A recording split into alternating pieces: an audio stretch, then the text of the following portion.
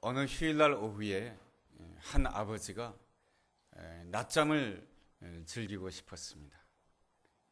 그래서 거실에 누웠는데 어린 아들이 다가오게 됩니다. 아빠, 나 심심해. 나랑 같이 놀아줘. 이 말에 아버지는 할 수 없이 일어나서 아이에게 놀잇감이 없을까 주위를 둘러보니까 신문지 한 장이 있었습니다. 그 신문지에는 이렇게 세계 지도가 그려져 있었습니다. 잘됐다 싶어서 그 세계 지도를 50조각 정도로 이렇게 가위로 잘랐습니다. 그리고 나서 아이에게 이 세계 지도를 한번 맞춰보라고 합니다. 아버지는 계산했습니다. 이 아이가 세계 지도를 맞추려면 한 2시간쯤 걸릴 것이다. 그동안 내가 낮잠을 푹 자야 되겠다. 그러한 생각 가운데 아이에게 50조각으로 나눠진 세계 지도를 주었습니다. 근데 한 15분이 지난 다음에 이 아이가 아버지에게 달려왔습니다. 아빠, 내가 이거 다 맞췄어. 보니까 정말로 맞췄습니다. 그래서 아들에게 물어봅니다. 아들아, 어떻게 이 세계 지도를 맞출 수가 있었니? 그거 아주 간단해요. 뒷면에 사람의 얼굴이 있거든요. 그래서 사람의 얼굴을 잘 맞추다 보니까 세계 지도가 완성이 되었어요. 이 이야기는 우리에게 던져주는 하나의 그 메시지가 있습니다. 세상에 많은 문제가 있지만은 내 얼굴을 잘 맞추면, 다시 말하면은 내 안에 있는 신앙의 인격이 잘 성장하게 되면은 세상의 복잡한 문제들도 잘 해결될 수 있다라고 하는 하나의 그 메시지가 담겨져 있습니다. 사람들은 이야기를 합니다. 세상 사는 것이 힘들다라고 말이죠. 저마다 다 상처가 많고 저마다 다 억울함이 많다라고 말합니다. 나만큼 상처받은 사람이 어디 있어? 나만큼 억울한 사람이 어디 있어? 이렇게 생각을 하지만은 그렇게 말하는 그 사람 자신도 다른 사람들에게 상처를 주고 억울함을 주었다라고 하는 것을 알아야 됩니다. 이러한 인생들의 사는 모습에 대해서 로마서 6장 23절에서는 이렇게 인생에 대해서 말씀해 주고 있습니다. 모든 사람들이 죄를 범하였음에 하나님의 영광에 이르지 못했다라고 이렇게 결론을 내리고 있습니다. 우리에게 주어져 있는 그 상처는 우리로 하여금 끊임없이 다른 사람을 의심하게 만듭니다. 그래서 그 의심은 더 깊은 갈등으로 몰아가게 됩니다. 가령 예를 들어서 성도님은 목회자와 이 좋은 관계를 누려야 되지 않습니까? 여러분, 그래야 하나님의 은혜를 받기가 쉽습니다. 그렇다고 해서 저한테 아부하라고 하는 뜻이 아닙니다. 그것은 이 하나님께서는 이 말씀을 전하는 자와 이 좋은 관계를 가진다라고 하는 것은 대단히 중요한 것입니다. 그런데 목회자로부터 상처를 받았습니다. 그러면 참 아픈 것이죠. 힘든 것이죠. 목회자로부터 상처를 받게 되면은 자신도 모르게 다른 목회자를 만나도 그 상처가 살아나서 목회자와 좋은 관계, 깊은 관계로 나가기가 힘들게 됩니다. 반대의 경우도 마찬가지입니다. 제 아는 친구 목사님이 미국에서 이민 목회를 하다가 한국에 들어와서 교회를 맡게 되었습니다. 15년 이상을 헤어졌기 때문에 너무나도 반가워서 만나게 되었는데 그 친구 목사님이 하는 이야기가 그렇습니다. 저를 보자마자 미국 이민교회에서 받았던 그 많은 상처들을 저한테 이야기를 하는 것입니다. 그리고 나서 그 친구 목사가 나한테 이야기하는 것이 무엇이냐면 내가 이제 새로운 교회에 왔으니 새로운 성도들과 아름다운 관계, 좋은 관계를 가지려고 하는데 내가 성도들과 깊은 관계를 가지려고 하다가 보니까 나 자신도 모르게 겁이 나더라. 또 내가 상처받지 아니할까. 그 생각 때문에 자신도 모르게 뒷걸음치고 있는 자신의 모습을 발견했다라고 하는 것입니다. 지난날에 아팠던 기억, 지난날의 그 상처의 기억이 오늘날의 좋은 만남을 방해하고 있는 것입니다. 이러한 경우에는 가족 간에도 일어나게 됩니다. 아버지와 어떤 자매의 이야기인데요. 그 아버지는 이렇게 술을 먹었다라고 하면은 폭력을 행사하는 아버지였습니다. 더군다나 그 자매는 안타깝게도 아버지에게 성폭행을 당하는 그러한 어려움을 겪었습니다. 그렇지만은 이 자매는 하나님을 믿게 되고 하나님의 그 사랑을 한참 체험해가는 그러한 과정 가운데 있었습니다. 청년부 수련회에 참석했습니다. 근데 그 청년부 수련회에서 목사님이 전하는 그 메시지의 핵심이 용서하라고 하는 것이었습니다. 특별히 아버지를 용서하라고 하는 메시지였습니다. 그 메시지를 듣게 되었을 때에 이 자매의 마음이 너무너무 힘이 들었습니다. 그 메시지를, 그 설교 시간이 앉아있기가 너무너무 힘들었던 것입니다. 그래서 고민하던 차에 예배 시간이 끝나고 나서 목사님을 찾아갔습니다. 목사님, 어떻게 아버지를 용서할 수 있습니까? 제 사정을 안다라고 한다면 목사님은 그러한 말씀을 저에게 할 수 없을 것입니다. 그러면서 자기의 아픔의 이야기를 목사님께 털어놓으면서 이렇게 고백합니다. 저는 아버지를 용서할 수 없어요. 절대 용서할 수 없어요. 그러자 그 목사님께서는 자매를 붙들고 이렇게 권고를 해주게 됩니다. 자매님, 그러하다 할지라도 아버지를 용서해야 합니다. 아버지를 용서해야 되는 이유는 앞으로 자매님을 위해서 하나님께서 예비해 놓으신 아름다운 남자 배우자가 있는데 그 하나님께서 예비해 놓으신 아름다운 남자 배우자를 만나게 되었을 때에 그 남자 배우자를 진실로 깊이 사랑하기 위해서는 오늘 아버지를 용서해야 된다라고 하는 것입니다. 사람들에게는 누구에게나 손에 보이지 않는 상처가 있습니다. 사람들이 이 땅을 살아가기 위해서는 홀로 살아갈 수가 없습니다. 누군가의 손을 잡고 살아가야 됩니다. 아내의 손을 잡고 남편의 손을 잡고 친구의 손을 잡으며 살아가야 됩니다. 그런데 이 손에 지난날에 아팠던 상처가 있고 지난날에 아팠던 고통이 있게 되면은 그 상처와 고통 때문에 새롭게 만나게 된 그 아름다운 손을 잡지를 못하게 되는 것입니다. 왜냐하면 손을 잡게 되는 그 순간 내 손이 아프기 때문에 그런 것이죠. 지난날에 아팠던 기억, 지난날에 괴로웠던 기억이 되살아나기 때문에 손을 잡으려고 하는 순간 손을 빼게 되는 것입니다. 사람에게 있어서 심각한 질병이 있다라고 한다면 지난날의 그 상처 때문에 오늘을 의심하면서 살아가는 것입니다. 2년 전에 자살을 하였던 한 부장 판사의 편지 내용입니다. 유서 형식으로 기록되어 있는데요. 그 내용의 일부는 이렇습니다. 판사는 모든 사람들이 선망하는 직업입니다.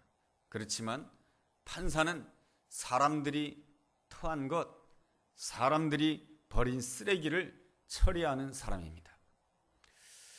판사는 사법고시를 패스하고 아주 놀라운 직업으로서 모든 사람들이 선망하는 대상의 직업이기도 하지만은 이 판사가 늘 접하는 것이라고 하는 것은 범죄 사건이라고 하는 것입니다.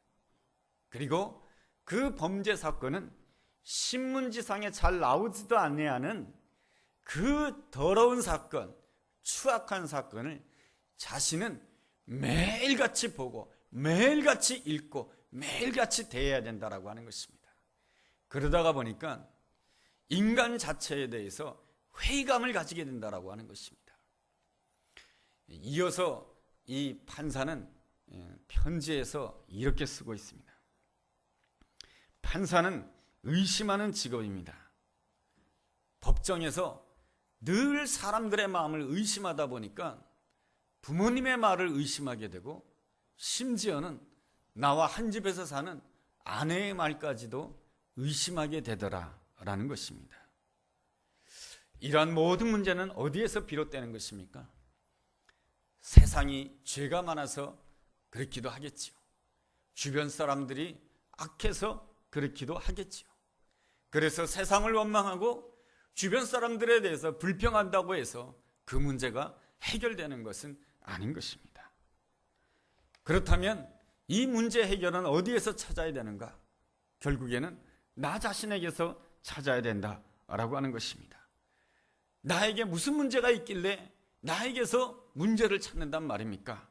그것은 바로 나 자신에게 최고의 권위를 두는 것이 바로 죄인 것입니다.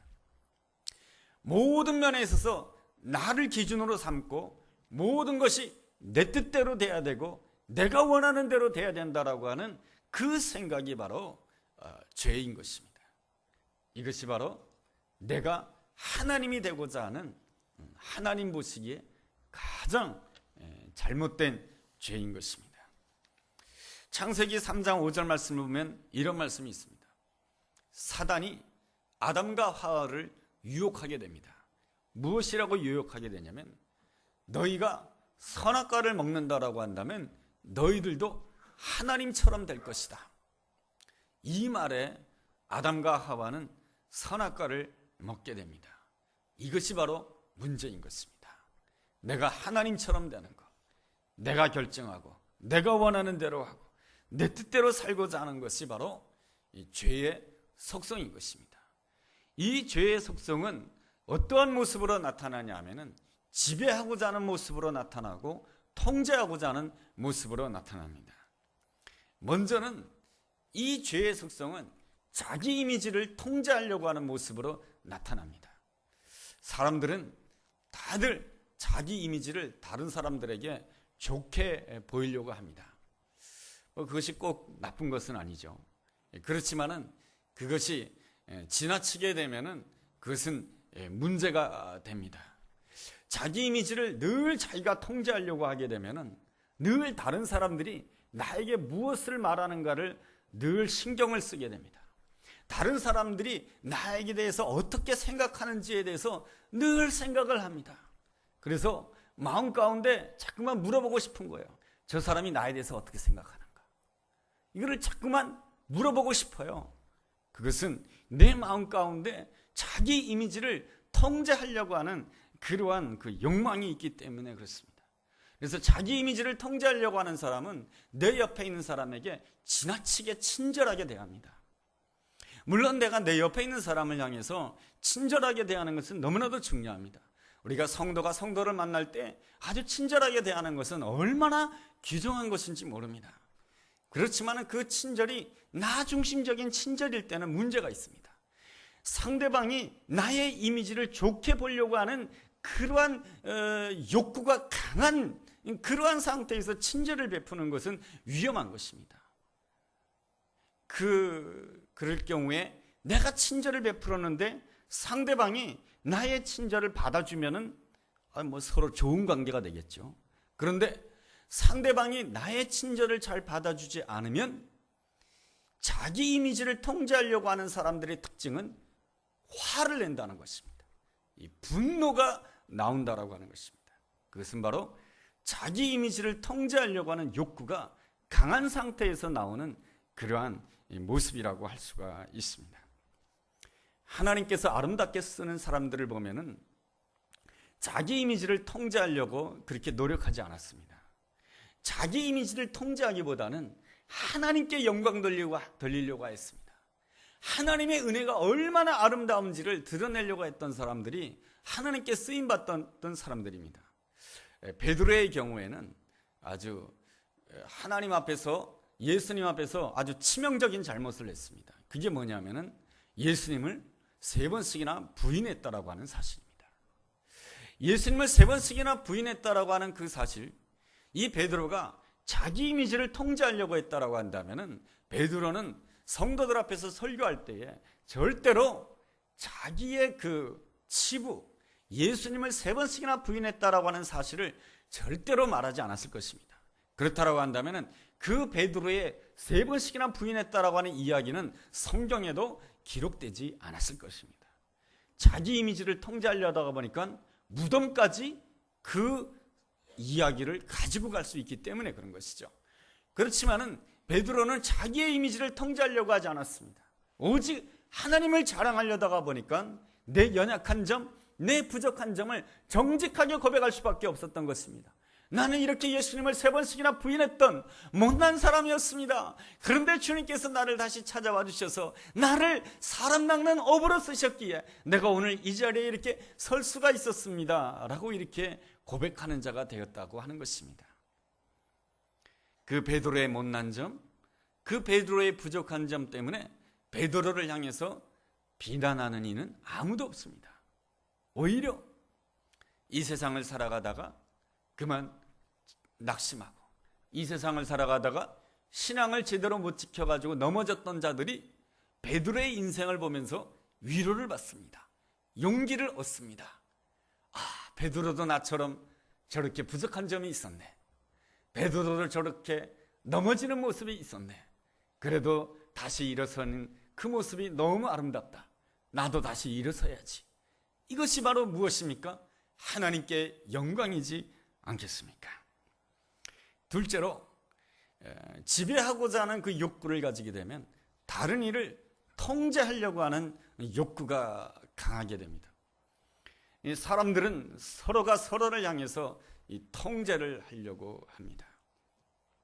이 통제하고자 하는 것은 마음 가운데 의심이 있기 때문에 이렇게 통제를 하는 것이죠. 그래서 부부간에 의심이 있으면 남편이 어디에 있는지, 아내가 어디에 있는지 계속 통제하려고 하지 않습니까? 또 통제를 하려고 했을 때는 자꾸만 자신도 모르게 상대방을 판단하는 자가 되고 정지하는 자가 됩니다. 왜 판단하고 정지합니까? 상대방을 내 뜻대로 통제하기 위해서. 그리고 왜 화를 내는 것입니까? 벌컥 화를 냅니다. 왜 화를 냅니까? 상대방을 내 뜻대로 통제하고 싶은 욕구가 강하기 때문에 내 옆에 있는 사람을 향해서 버럭 화를 내는 것입니다. 이 모든 이 통제의 결과는 어떻게 나타나게 되냐면, 내가 내 뜻대로 내 옆에 있는 사람을 통제한다라고 하는 것은 내가 하나님이 되려고 하는 것이고, 그러한 모습에는 바로 죄이며, 그 죄의 결과는 두려움이요, 그 죄의 결과는 좌절인 것입니다. 하나님께서 죄를 범한 아담을 향해서 부릅니다. 아담아, 아담아, 내가 어디 있느냐? 그랬을 때에 아담이 하나님 앞에 이렇게 대답을 하게 됩니다. 하나님, 제가 벗었으므로 두려워서 숨었습니다. 제가 벗었기 때문에 두려워서 숨었습니다. 그게 무슨 말입니까? 나의 수치, 나의 부끄러움이 드러나는 것이 두렵다라는 것입니다. 그래서 내가 숨었다는 것입니다. 그래서 내가 도망쳤다라고 하는 것입니다. 자기 이미지를 통제하려고 했던 그러한 죄악의 속성은 다른 사람들에게 나의 허물이 알려지는 것에 대해서 너무 두려워하고 무서워합니다. 그러나 하나님께 영광 돌리는 사람은 어떠한 생각을 가집니까? 나의 이미지가 다른 사람에게 잘못 알려줘도 좋다. 그렇다 할지라도 이 모든 것들을 통해서 하나님의 영광이 드러나게 될 줄로 믿습니다. 여러분, 이것이 바로 자기 이미지를 통제하려는 모습에서 자유한 사람의 아름다운 모습 아니겠습니까? 다른 사람을 통제하려고 하는 그 모습은 반드시 좌절을 겪게 되어 있습니다. 어느 누구도 다른 사람을 통제할 수가 없습니다. 심지어 부부간에도 아내의 생각을 내가 원하는 대로 통제할 수가 없어요. 남편의 생각을 내가 원하는 대로 통제할 수가 없어요. 그래서 자꾸 아내를 붙들고 남편을 붙들고 당신 왜 그렇게 생각하는 거야? 자꾸 따져봐야 소용이 없어요. 나는 나 자신의 말과 나 자신의 행동에 대해서만 책임질 수가 있는 것입니다. 그러한 점에 있어서 내 옆에 있는 사람을 통제하기를 내려놓아야 되는 것입니다. 내 옆에 있는 사람을 통제하려고 하는 그 순간 바로 두려움과 좌절이 밀려오게 되어 있습니다. 반드시 옵니다. 여러분, 엘리야의 경우에 하나님의 사람입니다. 갈멜산상에서 850명의 우상 숭배자들과 대결해가지고 승리했던 놀라운 하나님의 사람입니다. 그런데 그에게 놀라운 기적과 능력이 나타나게 되자 이 엘리야는 자신도 모르게 이러한 생각을 가지게 됩니다. 이제부터는 모든 이스라엘 백성들이 다 나를 따를 것이다. 이러한 생각, 이게 뭡니까? 어떻게 보면 대단히 좋은 생각 같아요. 왜냐하면 엘리야는 하나님의 사람이니까. 그러나 그 마음 깊숙한 곳에는 무엇이 있습니까? 내가 모든 이스라엘 백성들을 통제하고 내가 다스리겠다라고 하는 욕구가 있었던 것입니다. 그 욕구가 있을 때에 하나님의 영은 한 발자국 물러서게 됩니다. 하나님의 영이 한 발자국 물러서게 되는 그 순간에 사단은 내 마음 가운데 무엇을 집어넣냐면 두려움을 집어넣습니다. 그래서 이세벨이 엘리야를 향해서 이 한마디를 던지게 됩니다. 아니, 엘리야에게 직접 말한 것도 아니에요. 자기 신하들에게 한마디를 하게 됩니다. 그 말이 뭐냐면 내일 이맘때까지 내가 엘리야를 반드시 죽일 것이다. 이 말이 전해져서 엘리야의 귀에 들어가자마자 엘리야는 두려움에 떨게 되고 하나님의 영이 한 발자국 물러선 그 엘리야는 그 두려움 가운데 도망칠 수밖에 없었던 것입니다. 그래서 그리시네가에서 그는 이렇게 한탄을 하게 됩니다. 하나님, 이렇게 사느니 차라리 죽는 게 낫습니다. 하나님, 나를 이 자리에서 죽여주십시오. 이것이 바로 뭡니까? 통제하려고 했던 그 모습 속에서 이 좌절의 모습으로 떨어지는 그러한 모습인 것입니다. 오늘 내가 좌절하고 있다라고 한다면 지금 내가 깨달아야 될 것이 있습니다. 내가 하나님이 아니다라고 하는 것입니다. 모든 것을 내 뜻대로 할 수 없다라고 하는 것입니다. 심지어 내 옆에 있는 내 아내도 내 뜻대로 할 수가 없고요. 내 남편도 내 뜻대로 할 수가 없고, 심지어 내 자식도 내 뜻대로 할 수 없다라고 하는 나의 한계를 철저하게 받아들여야 되는 것입니다. 그리고 하나님을 바라보게 되었을 때 우리는 하나님께서 나를 붙잡아 주시고 하나님이 나와 함께 해주시고 하나님이 나를 사랑해 주신다라고 하는 그 놀라운 사실을 체험할 수 있게 됩니다. 여러분, 이러한 지경으로 들어가는 것을 무엇이라고 말하냐면은 거듭남의 사건이라고 말하는 것입니다. 요한복음 3장에 보면은 예수님께서 말씀하시죠. 그 니고데모에게 네가 거듭나야 하나님의 나라를 볼 수 있다라고 말씀해 주지 않습니까? 바로 나의 한계를 인정하고 하나님을 전적으로 신뢰하게 되었을 때에 그것을 거듭남이라고 하고, 또 다른 표현으로는 제2의 순진성이라고 말합니다. 제2의 순진함이라고 하는 것은 무엇이냐면 의심을 넘어서서 온전히 신뢰하는 상태를 말하는 것입니다. 과거에 그 상처 때문에 내 마음 가운데 의심이 있지만은 그 의심을 넘어서서 어린아이처럼 온전히 하나님을 신뢰하는 관계, 이것이 바로 제2의 순진함이라고 하는 것입니다. 어린아이와 같은 순진함. 그래서 예수님께서 이렇게 말씀하십니다. 너희들이 어린아이와 같지 아니하면 하나님 나라에 이를 수가 없느니라. 우리에게 회복되어야 되는 것이 무엇이냐면은 어떠한 형편 가운데서도 어린아이처럼 하나님을 향해서 순진한 마음을 가지고 하나님을 신뢰해야 되는 것입니다. 그 가운데 하나님의 나라가 임하게 되는 것이고, 하나님의 나라가 임하게 될 때에 그 자리에 은혜와 능력이 임하게 된다라고 하는 것입니다. 여러분, 이 모습은 결혼 관계 속에서도 나타납니다. 결혼하기 전에는 어떻게 해야 됩니까? 나는 남자, 너는 여자. 그러니 우리 결혼하자. 그건 말도 안 되는 거예요. 결혼하기 전에는 좀 생각을 해야 돼요. 저 사람의 성품이 어떤가? 저 사람이 어떤 가정에서 성장을 하였는가? 그리고 저 사람은 어떤 공부를 하였는가? 이러한 생각을 해야 되는 거예요. 저 사람의 얼굴은 성형수술한 얼굴인가? 아니면 본래의 얼굴인가? 이러한 의심을 하면서 뭡니까? 남자를 만나고 여자를 만나야 돼요. 그렇게 만나다가 일단 딱 결혼을 하게 되면은 그 순간에는 무엇이 있어야 되냐면은 제2의 순진함이 있어야 되는 거예요. 그 순진함이라고 하는 것은 무엇이냐면은 이제 결혼을 했으니까 남자가 무슨 말을 하든 그 말을 다 믿어야 되는 것이고, 아내가 무슨 말을 하든 그 말을 다 믿어야 되는 것이에요. 남자가 밤늦게 들어와도 남자를 믿어야 되는 거예요. 그렇다고 해서 밤늦게 들어오라는 뜻이 아니고, 무슨 일을 하든지 간에 믿어야 되고, 아내가 어디를 갔다 할지라도 그 아내를 믿어야 되는 거예요. 이게 뭡니까? 순진하게 믿는 거예요. 이게 뭡니까? 어린아이와 같이 믿는 거예요.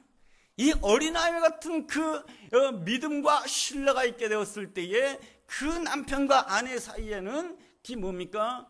이 아름다운 역사가 일어나게 되는 것이고, 기쁨이 있게 되는 것이고, 그 가운데서 놀라운 일들이 일어나게 되는 것입니다. 예수님께서 십자가에 못 박히시고 부활하신 다음에 제자들에게 찾아와 주셨습니다. 그런데 말이죠, 이 제자들의 반응이 어떠냐 하면은 누가복음 24장 41절에 보면 이렇게 기록되어 있습니다. 너무 기뻐하였지만 아직 믿지 못했다, 이렇게 기록되어 있습니다. 여러분 집에 가서 읽어보세요. 예수님을 다시 만났다고 하는 그 사실이 너무 기뻤지만 아직 믿지 못했다. 왜 아직 믿지 못했을까? 그것은 바로 제자들에게 상처가 있기 때문에 그런 것입니다. 제자들에게 있었던 상처가 뭡니까? 예수님, 자기의 가족도 버리고 모든 것을 다 버리고 예수님을 3년씩이나 쫓아다녔는데, 예수님께서 마지막에 보여준 결론이라고 하는 것은 무엇이냐면은 채찍 맞으시고 그 험한 십자가에 못 박혀서 아주 비참하게 돌아가시는 것이 예수님이 그들에게 보여준 마지막 모습이었던 것입니다. 우리가 예수님을 3년 동안 따라다닌 결과가 이런 것이냐? 그렇다고 한다면 우리도 예수님처럼 이렇게 채찍에 맞아야 되고 예수님처럼 이렇게 십자가에 처참하게 죽어야 되는가? 이것이 바로 제자들의 마음 가운데 있는 상처예요. 제자들의 손에 있는 보이지 않는 그 상처예요. 예수님께서 부활하셔서 찾아왔을 때 이제 예수님과는 다시는 만날 수 없다고 생각했는데, 다시 만나게 돼서 너무너무 기뻐가지고 예수님을 향해서 손을 딱 내밀려고 하는데, 손을 잡으려고 하는 순간 내 손이 아픈 거예요. 왜냐하면 그 상처가 다시 살아나기 때문에. 내가 이렇게 예수님을 다시 쫓다가는 예수님처럼 내가 또 처참한 결과 속에 들어가겠구나. 그 생각 때문에 제자들은 예수님을 보고 기뻐했지만 살짝 뒤로 물러서는 거예요. 이러한 제자들을 향해서 예수님께서는 말씀을 주십니다.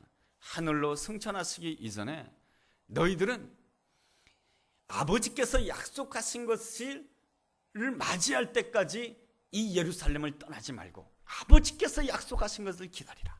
성령을 기다리라고 말씀해 주셨습니다. 그래서 제자들은 그 주님의 말씀에 따라서 복음 전하라는 것도 아니고 그냥 모여서 기도하라고 하는 것이니까 그 마가다라 방에 모여서 120명의 제자들이 전심으로 기도했습니다.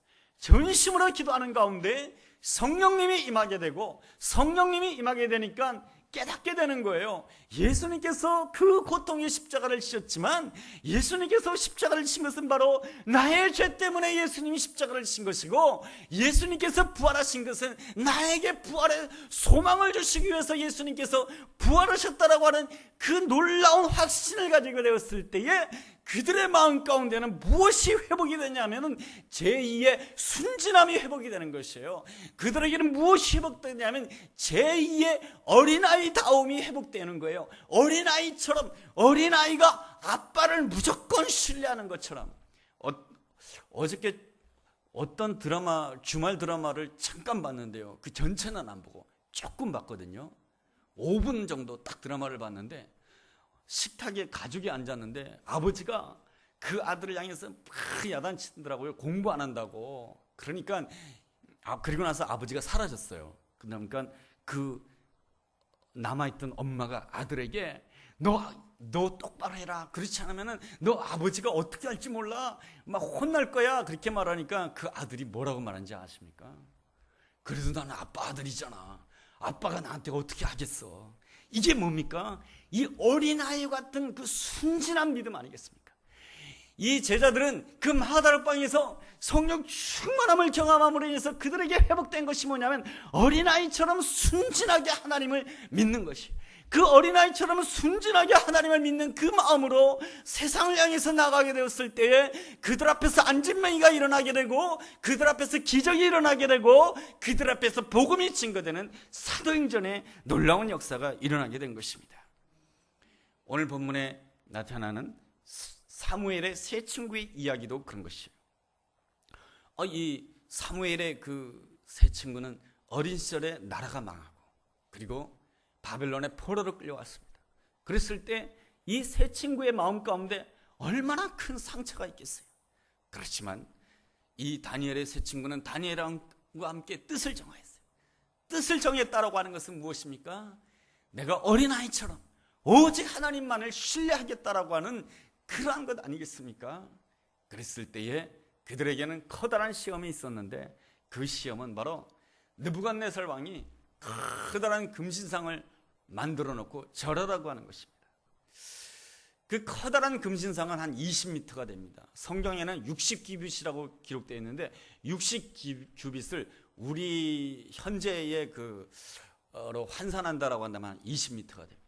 20m가 되는 큰 금신상을 만들어 놓고 모두가 자기한테 절하라고 하는 것이죠. 이것은 뭡니까? 내가 원하는 대로 모든 사람들을 통제하겠다라고 하는 마음이 있는 것이죠. 북한 땅에도 신상이 많이 있죠. 내가 원하는 대로 모든 백성들을 내 뜻대로 통제하겠다라고 하는 이 통제 욕심이고, 내가 하나님이 되겠다라고 하는 것입니다. 이 느부갓네살은 이 금신상에게 절하지 않는다라고 한다면 뜨거운 풀무불 속에 넣겠다라고 협박을 하게 됩니다. 우리 앞에도 늘 문제가 있습니다. 사단은 끊임없이 우리로 하여금 문제 앞에서 절하라고 합니다. 돈이라고 하는 문제 앞에서 절하라고 하고, 자녀들의 미래라고 하는 문제 앞에서 절하라고 합니다. 그럴 때에 절하게 되면은 사단이 내 마음 가운데 의심을 집어넣습니다. 무엇에 대한 의심을 집어넣냐면 하나님에 대한 의심을 집어넣습니다. 그래서 어린아이처럼 순진하게 하나님을 믿지 못하게 되고 끊임없이 의심하는 자가 됩니다. 의심하게 되면은 하나님의 은혜도 누리지 못하고 하나님의 축복도 능력도 체험할 수가 없게 됩니다. 그렇지만은 다니엘의 세 친구는 이 문제 앞에서 머리를 숙이지 않고 이렇게 대답을 합니다. 다니엘서 3장 17절과 18절에 보면 이러한 말씀이 있습니다. 읽지는 않고요. 그 17절 18절의 내용이 무엇입니까? 하나님께서는 우리가 풀무불에 들어간다 할지라도 하나님께서는 우리를 구원해 주실 것이며, 그렇게 하지 아니하실지라도 우리는 왕의 금신상에게 절하지 아니할 것입니다. 이것이 바로 하나님을 향해서 어린아이처럼 순진하게 믿는 것입니다. 이 제2의 순진함이 회복될 때에 하나님께서 베풀어 주시는 놀라운 은혜가 있습니다. 형편이 변화가 되는 것이죠. 이 결혼관계 속에서 이 부부관계도 이 뭡니까? 남편을 향해서, 아내를 향해서 어린아이처럼 순진하게 믿어줄 때, 아내가 무슨 일을 하다, 남들이 내 아내에 대해서 무슨 말을 한다 할지라도 아내를 향해서 이 순진하게 믿고, 세상에 누가 내 남편에 대해서 무시하고 뭐라고 말한다 할지라도 내 남편을 향해서 내가 순진하게 믿게 되었을 때에 그 남편과 아내 사이에는 어떤 역사가 일어나냐면 사람이 변하고 형편이 변하는 그런 역사가 일어나요. 그런 것처럼 하나님을 향해서 우리가 제2의 순진함을 가지고 어린아이와 같은 그러한 순진한 마음으로 하나님을 신뢰하게 될 때 하나님께서는 어떤 변화를 주시는가? 27절에 보니까 이 다니엘의 세 친구가 풀무불에 들어갔지만 머리털 하나도 상하지 아니하였고, 28절 말씀 보니까 느부갓네살 왕이 하나님을 인정하는 자가 되었고, 30절에 보니까 왕이 사드락과 메삭과 아벳느고를 높이 세워주었다라고 하는 놀라운 역사가 일어납니다. 하나님께서는 상황을 변화시켜 주시고 사람까지 변화시켜 주시는 놀라운 은혜로 함께해 주셨습니다. 오늘 나의 삶 가운데 어떠한 문제가 있습니까? 사단은 끊임없이 그 문제를 가지고 나에게 그 문제라고 하는 우상 앞에 절하라고 합니다. 그 문제라고 하는 우상 앞에 굴복하라고 합니다. 우리는 그럴 때마다 우리는 나를 위해서 십자가 지시고 나를 위해서 부활하신 그 하나님을 바라보면서 의심을 넘어서서 상처를 넘어서서 순진한 마음으로 어린아이처럼 하나님을 전적으로 신뢰하게 되었을 때에 무조건 내가 하나님을 믿겠습니다. 아무리 하나님이 어디 있느냐, 하나님이 돈 주냐, 하나님이 먹을 것 주냐, 하나님이 네 인생 책임지냐, 이러한 말을 딸지라도 어린아이처럼 하나님이 나의 아버지십니다 고백하고 순진한 마음으로 하나님을 의지하게 될 때에 하나님께서는 내 상황도 바꿔주시며 내 옆에 있는 사람들까지도 모두가 다 바꿔주시는 놀라운 은혜로 함께할 줄로 믿습니다. 그 은혜가 우리 모두에게 함께하기를 주의 이름으로 축원합니다. 기도하겠습니다. 하나님, 나 자신에게 늘 최고의 권위를 두었던 어리석음을 용서하여 주옵소서. 이제부터는 나를 위해서 십자가 지시고 나를 위해서 부활하신 예수님께 최고의 권위를 드린 자 되게 하여 주옵소서. 그래서 문제 앞에 있다 할지라도 문제의 우상 앞에 절하지 않게 하여 주옵시고, 나의 의심을 내려놓고 나의 상처를 내려놓고 어린아이와 같은 그 믿음을 가지고 온전히 하나님을 신뢰함으로 인하여서 하나님께서 예비해 놓으신 놀라운 은혜와 축복을 누리는 우리 모두가 되게 하여 주옵소서. 예수님의 이름으로 기도드렸습니다. 아멘.